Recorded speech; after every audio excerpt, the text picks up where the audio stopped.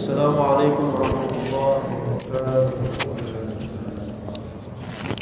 Innal hamdalillah nahmaduhu wa nasta'inuhu wa nastaghfiruh wa na'udzu billahi min shururi anfusina wa min sayyiati a'malina may yahdihillahu fala mudilla lahu wa may yudlil fala hadiyalah. Asyhadu an la ilaha illallah wahdahu la syarika lahu wa asyhadu anna Muhammadan abduhu wa rasuluh. Allahumma salli wa sallim ala sayyidina Muhammadin wa alihi washabihi ajmain, amma ba'd. Bapak Ibu hadirin jamaah sekalian dirahmati Allah Subhanahu wa taala, wabil khusus orang tua kita, guru kita Kiai Haji Ghazali Musannif mata'anallahu bituli hayati. Mudah-mudahan beliau senantiasa diberikan kesehatan Allah Subhanahu wa taala. Orang tua kita Bapak Haji Damsi, Bapak Haji Khalik, Bapak Haji Suparta dan orang tua kita yang lain, ya. Mudah-mudahan kita semuanya senantiasa diberikan kesehatan oleh Allah Subhanahu wa taala, selalu dalam bimbingan Allah Subhanahu wa taala, diringankan dalam berbuat taat, selalu tergerak hati kita untuk berbuat baik demi untuk mendapatkan keridhaan Allah Subhanahu wa taala. Bapak Ibu hadirin jamaah yang dirahmati Allah Subhanahu wa taala, terkadang kita ini punya amalan, ya, amalia-amalia yang tertentu yang mungkin itu rutin kita kerjakan, ya. Jadi ada sebuah sir atau rahasia dari amal-amal yang kita kerjakan tersebut, yang kita tidak tahu ternyata itu, ya, atau ternyata amal tersebut yang menjadi wasilah Allah Subhanahu wa taala mendapatkan rahmat, memberikan rahmatnya untuk kita. Makanya dalam sebagian ulama itu mengatakan khairul a'mal adwamuha. Sebaik-baik amal itu adalah adwamuha, yang paling dawam, yang paling sering kita kerjakan, walau kana qalilan, walaupun itu sedikit. Ya. Sehingga sebagian ulama mengatakan, ya, jangan dianggap amal itu remeh, ya. Karena barangkali itu yang sering kita kerjakan akan menjadi wasilah kebaikan untuk kita. Contohnya nih, misalnya habis sholat kita ngapain? Baca wirid.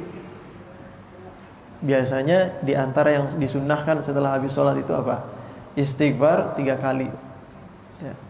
Kemudian setelah itu, ya, selain sholat subuh dan sholat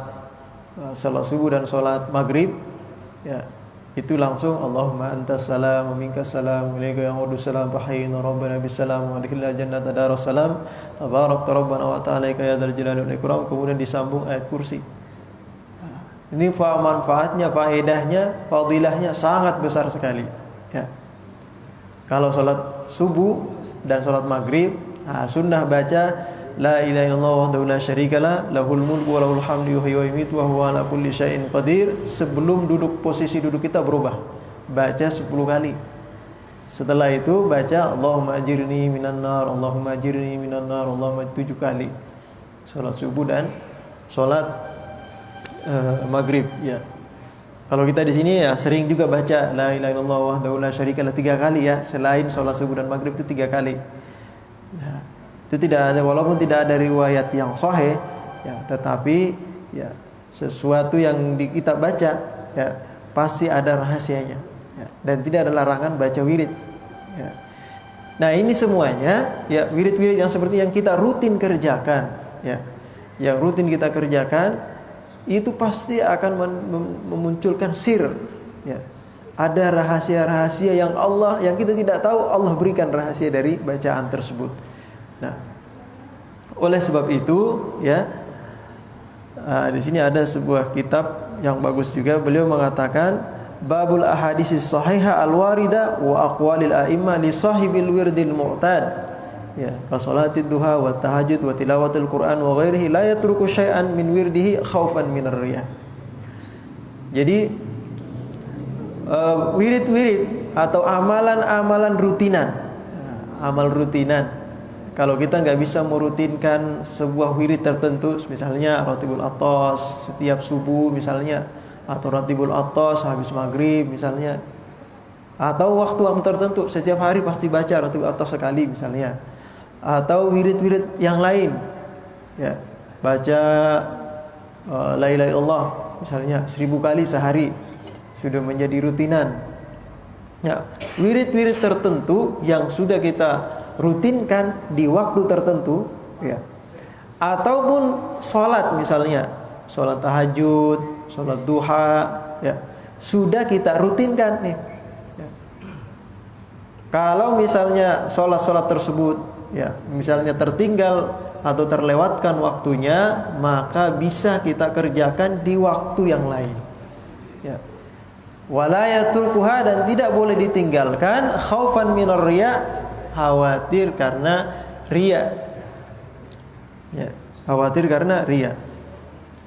Qala Rasulullah sallallahu alaihi wasallam, Rasulullah sallallahu alaihi wasallam bersabda, "Idza maridal 'abdu aw safara kutiba lahu misla ma kana ya'malu muqiman sahihan." Kalau seseorang dalam keadaan sakit, kita lagi sakit, aw safara, atau kita sedang bermusafir, keluar kemana gitu ya, sedang bermusafir, tapi kita tidak ingin meninggalkan amal tersebut. Kalau kita sakit kan tidak bisa mengerjakan amal kita dengan sempurna, ya kan? Atau kita sedang sakit, tidak bisa mengerjakan wirid-wirid tertentu pada waktu yang sudah kita tentukan ya. Kalau sedang lagi sakit biasanya bangun tahajud, nah, ini lagi sakit gak bisa bangun tahajud. Kalau lagi sakit biasanya kita sholat duha, ini nggak bisa kita sholat duha ya. Atau misalnya musafir ya, kalau lagi nggak musafir bisa kita tahajud, cuma karena lagi musafir susah tahajud ya. Atau lagi musafir kita punya wirid-wirid tertentu agak kesusahan.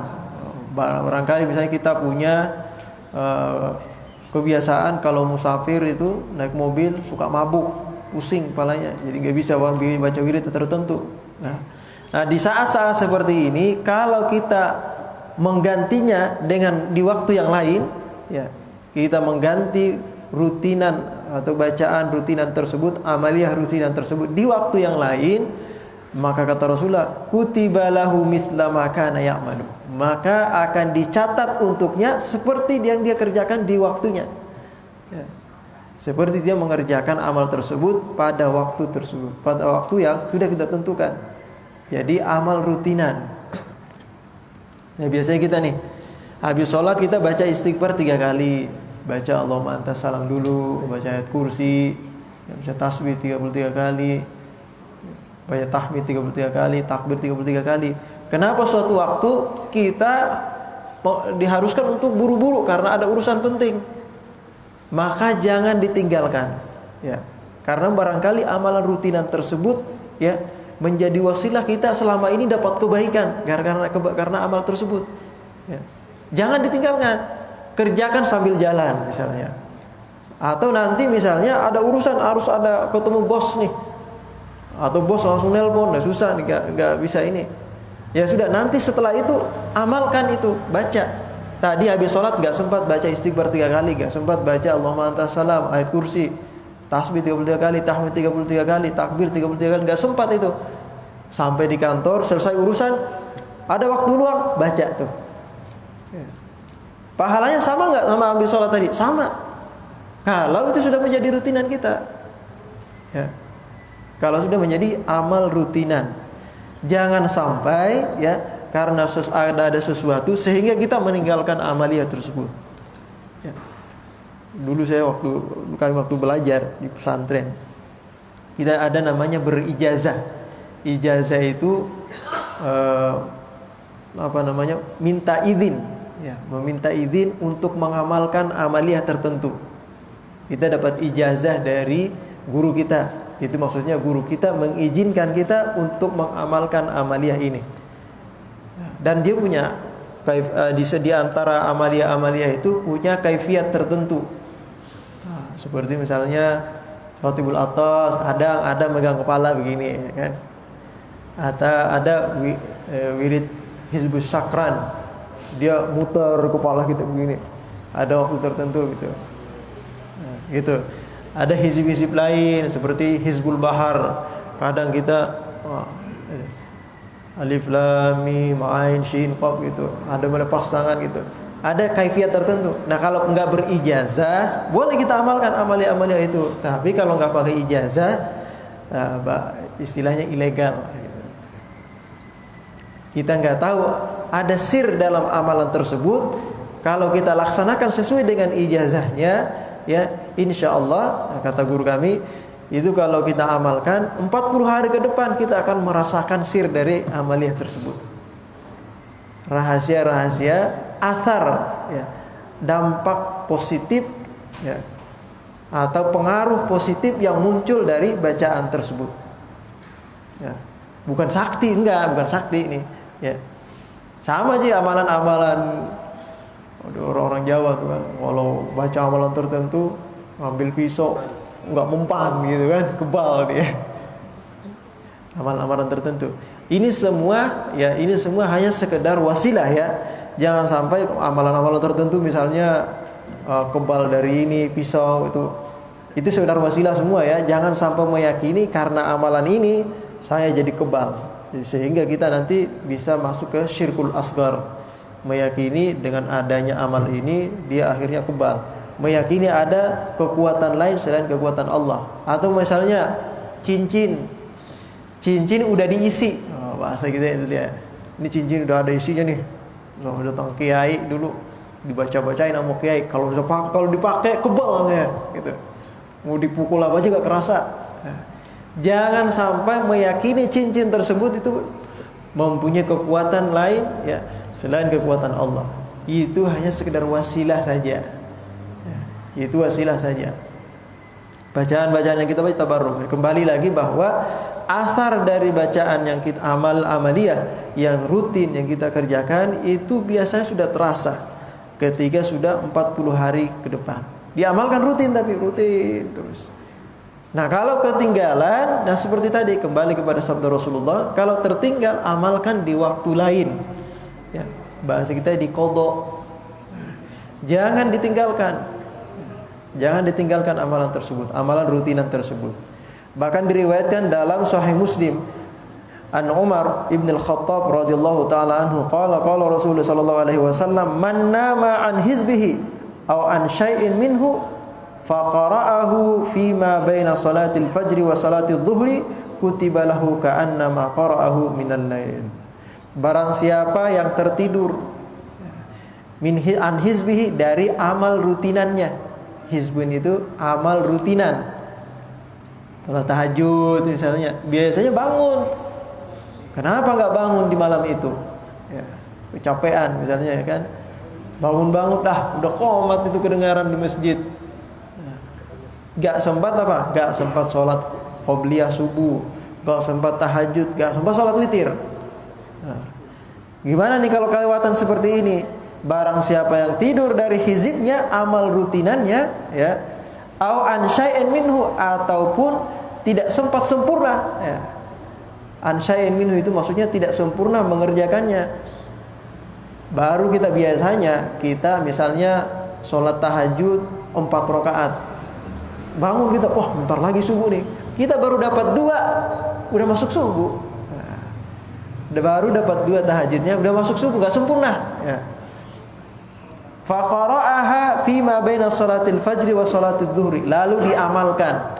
Kalau bacaan dibaca, kalau amalia pekerjaan seperti sholat, ya sholat tahajud dikerjakan.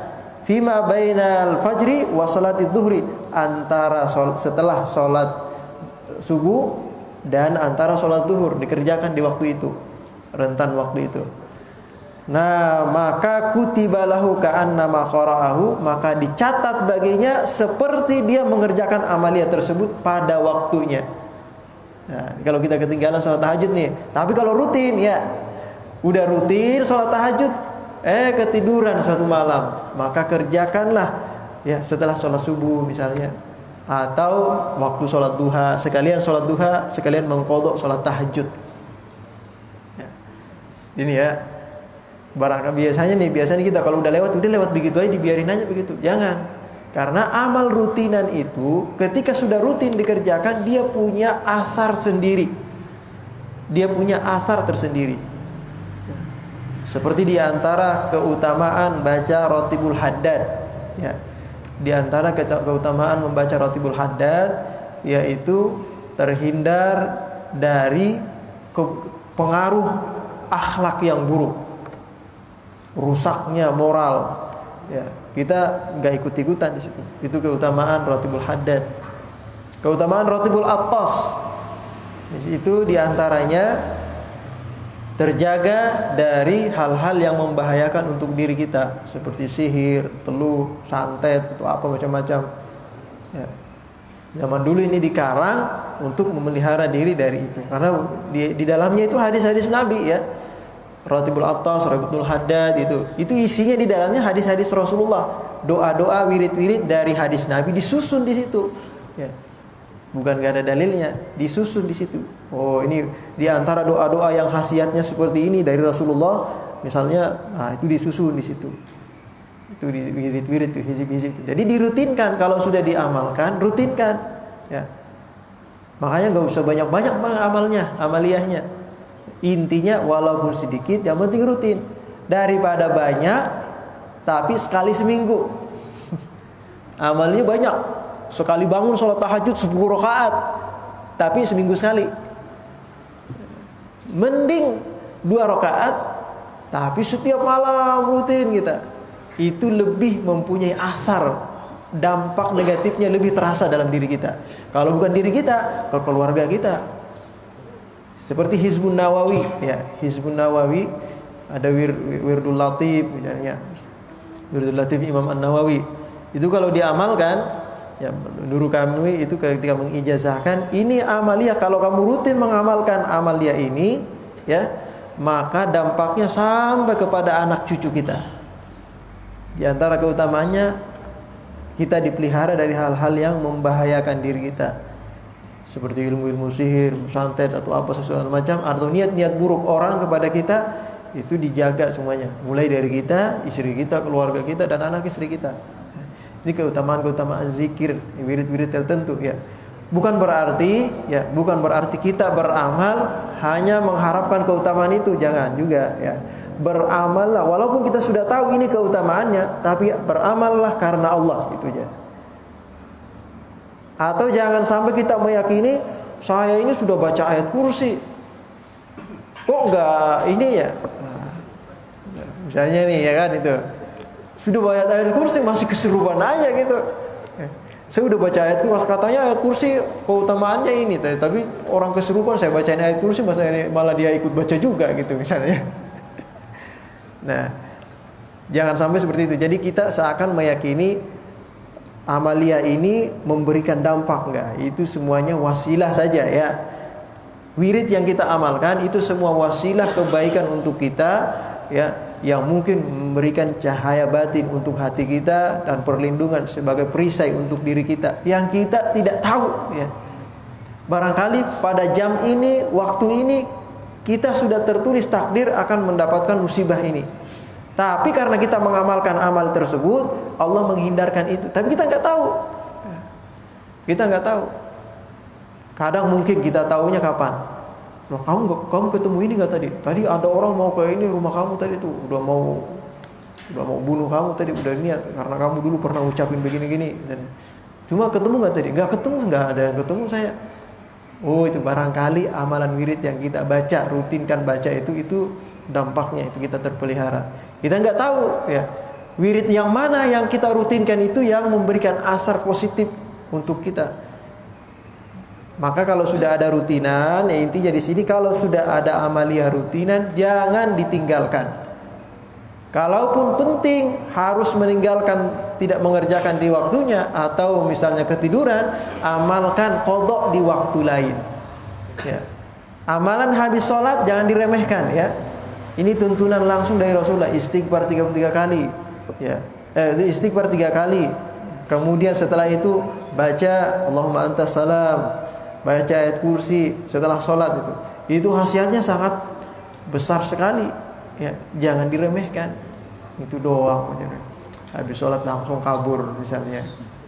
Kalaupun harus keluar, baca sambil jalan bisa, ya. Jangan sampai ditinggalkan kalau itu sudah rutin. Nah, yang terpenting lagi di sini adalah waqala Muhammad ibn Fudail ibnul Fadl wa fi ba'd nusah Muhammad ibnul Fudail rahimahullahu taala, tarkul amali li ajli nasi riya'un wa fi'lul amali li ajli nasi syirkun. Nah, ini yang perlu diketahui ini, ya. Meninggalkan sebuah amalan rutinan li ajli nas karena seseorang. Nah, karena khawatir ini, khawatir itu, karena ntar dilihat orang, ntar ini. Misalnya, ya. Riya'un justru itu yang disebut dengan riya. Ya. Oh, ada orang kumpulan di masjid sini. Kita sudah punya kebiasaan setiap jam 8, misalnya setiap jam 7 kita punya kebiasaan setiap jam 7 kita itu sholat tahajud. Sholat duha, ya, maaf, sholat duha. Setiap jam 7 kita sholat duha. Sampai pada waktu jam 7 orang pada ngumpul semua. Enggak enak sholat duha. Tadi dibilang orang riya lagi. Enggak enak itu, meninggalkan amal karena khawatir dibilang riya lah atau apalah muncul dalam hati kita nih. Justru itu namanya riya, ya. Justru itu yang disebut dengan riya. Wal amalu li ajli nasi syirkun. Beramal karena ingin dilihat atau karena seseorang. Wah, ada cewek sono cakep, saya mau baca Quran di sini biar kedengeran sono. Misalnya nih santri, kan? Atau misalnya orang pada ngumpul, ya.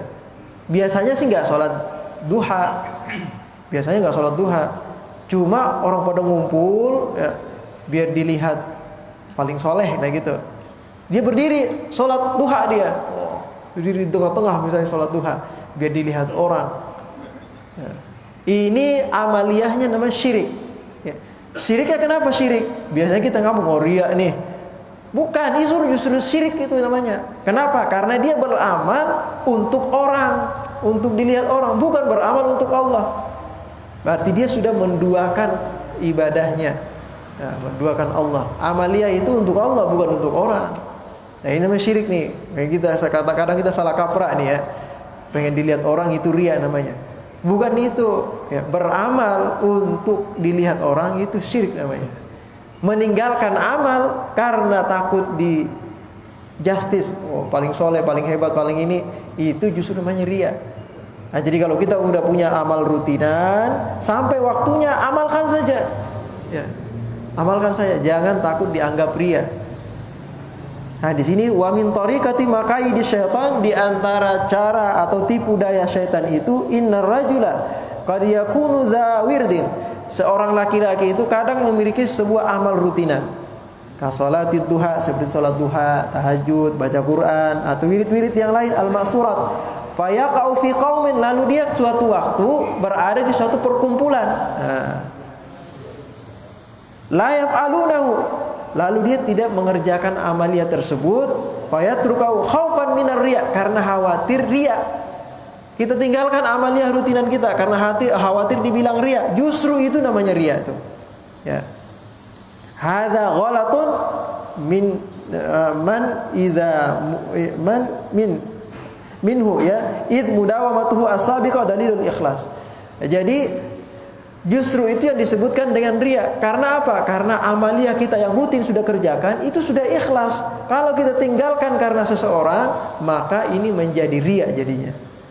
Ya. Menjadi riya jadinya. Justru itu menjadi riya.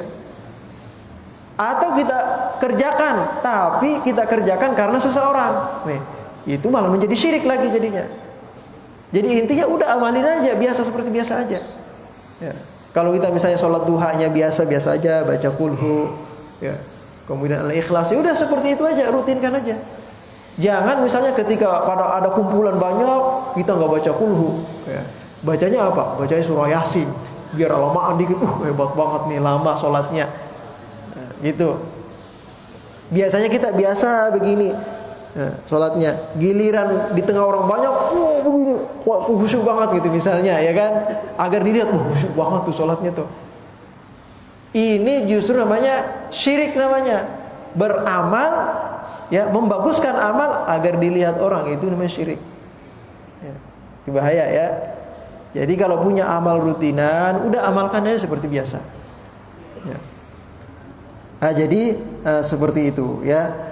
Jadi man za wirdin, orang yang memiliki suatu wirid atau rutinan, ya, amalkanlah seperti biasa. Atau kalau misalnya tidak bisa diamalkan, amalkan di waktu lain yang kita sudah bisa. Jangan ditinggalkan, karena setiap wirid atau amal rutinan yang kita kerjakan itu mempunyai sir rahasia tertentu, ya, yang berdampak positif untuk diri kita dan orang-orang di sekitar kita yang kadang kita nggak tahu itu diberikan oleh Allah. Kalau kita putuskan wirid tersebut, maka sirnya itu akan terputus, ya, rahasianya itu akan terputus. Nah, sampai sini saja, barangkali ada yang mau ditanyakan, silakan. Mau tanya? Ya, silakan. Untuk bacaan wirid ini kan pernah saya dengar bahwa ayat Al-Quran maupun wiridan itu bila dilihatkan tidak baik itu akan menjadi tidak baik dan terlaksana itu kalau untuk mengajar orang. Nah, jadi amaliyah yang kita baca itu, ya, itu memang punya sir tertentu, khasiat tertentu, ya. Itu merupakan wasilah, ya, wasilah dari ketentuan yang sudah diberikan Allah Subhanahu wa taala. Ya, Allah ingin memberikan ini, ada wasilahnya seperti ini. Nah, misalnya kita ada ayat-ayat tertentu seperti anggaplah misalnya ayat surah Al-Baqarah misalnya, ya.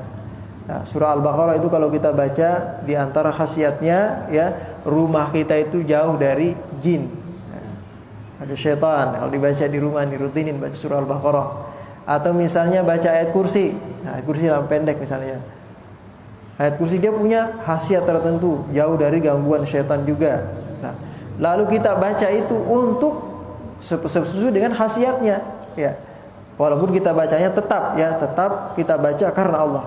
Mau Allah kasih khasiatnya atau tidak, itu urusan Allah. Kita baca aja, ya. Nah, lalu itu kan khasiatnya udah bagus nih, sesuai dengan tempatnya. Lalu kita membaca itu untuk tujuan tertentu. Misalnya ada maling, dia lagi maling, nah, lagi nyari, lagi ngintip-ngintip motor mau diambil, biar nggak ketahuan baca ayat kursi dia. Nah, misalnya nih, khasiatnya penggunaannya hanya untuk kejahatan nih misalnya. Dia membaca amalan tertentu untuk kejahatan. Bolehkah seperti itu? Ya. Dan memang adakah khasiatnya? Jadi bahwa seperti ini, kembali kepada sangkaan kuat kita kepada Allah. Ya. Amaliyah itu, ya, Allah terkadang memberikan sesuatu yang kita sesuai dengan niat kita, ya, itu tergantung keyakinan kita kepada Allah. Bukan berarti amalan itu yang memberikan dampak. Dulu kita pernah tuh ada namanya silat gaib.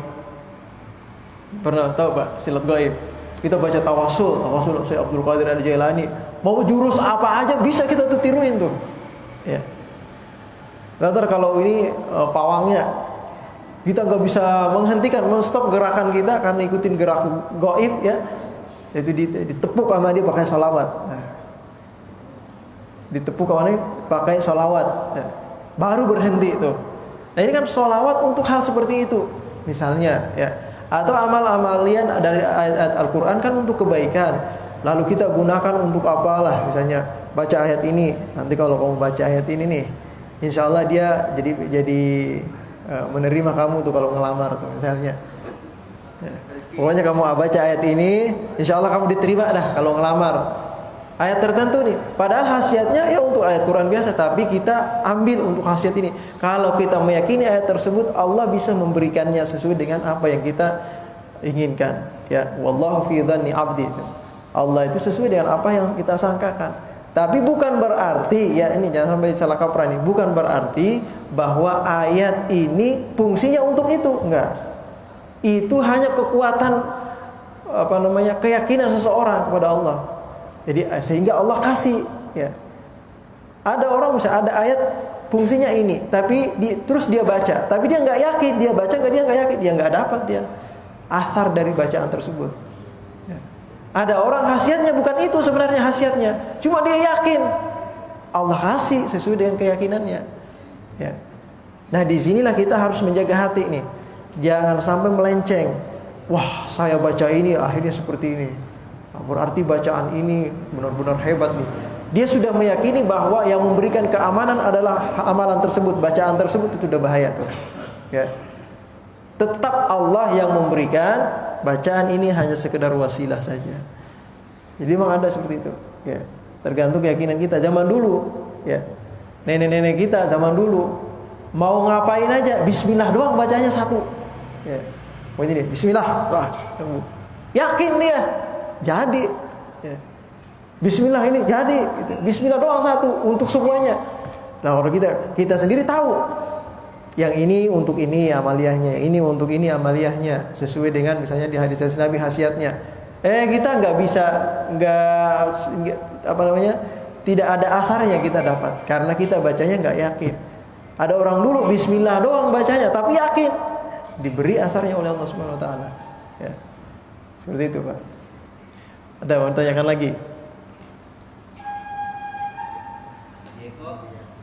Dah, kita cukup ya kira-kira ya. Ya intinya di sini adalah kalau punya amal rutinan laksanakan karena itu punya khasiat rahasia positif untuk diri kita atau orang-orang di sekitar kita. Jangan ditinggalkan. Ya kalaupun misalnya sibuk, amalkan amalia rutinan tersebut di waktu lain. Jangan ditinggalkan. Ya.